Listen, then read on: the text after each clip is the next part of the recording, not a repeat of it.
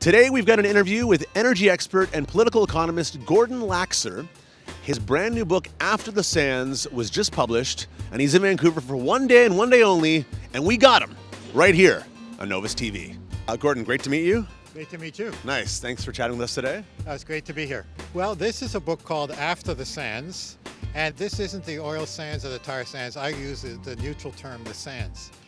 In Alberta, you can't get away from the rebranding of big oil. They wanted to change the word from tar sands to oil sands. And if you say tar sands, then the industry says you're a naysayer and you're negative. And if you say oil sands, then the environmentalists say you're just in bed with big oil. So I use the word just the sands.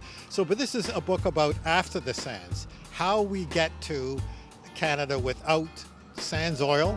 Canada imports about the same percentage of oil as the United States does. We import 40% of our oil. Here we export all this oil in the West, but in Quebec and Atlantic Canada, most of the oil is imported.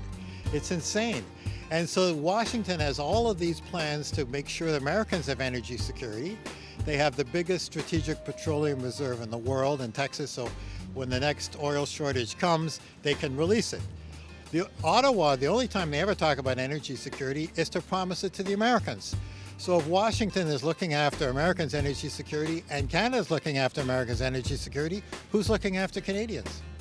Yeah, so you take places like Sweden and Norway, which are just as cold and they're very sparsely populated. They use way less oil than we do with current technology. We keep hearing, well, we're not going to do anything until some magic new technology comes along. We don't have to wait. The Nordic people have shown us that. They have much better intercity trains. They have great public transit. In Sweden, they have district heating, where they actually burn the waste and produce energy. And instead of people having all their own furnaces, it's a district and it's much more efficient. And they have programs to do this. In Canada, we have done nothing. Ottawa keeps promising, whether it's Liberal or Conservative governments, that we're going to reduce greenhouse gases. And then when we get close to the deadline that they set for themselves, they keep moving the goalposts back and setting a new deadline and doing nothing. And while they're doing nothing, big oil is producing and making profits and doing all these emissions. In Canada, we produce enough conventional non-fracked oil to meet all Canadians' oil needs. But we don't produce more than that. So we should phase out Alberta's sands. We should stop doing fracked oil because it's terrible for the environment.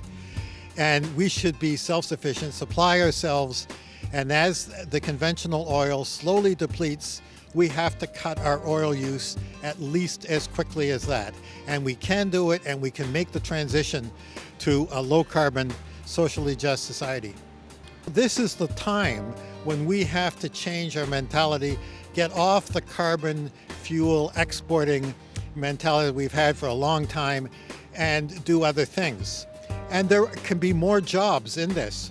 A unit of carbon energy saved produces more jobs than a unit of carbon energy dug up, burned, and emitted.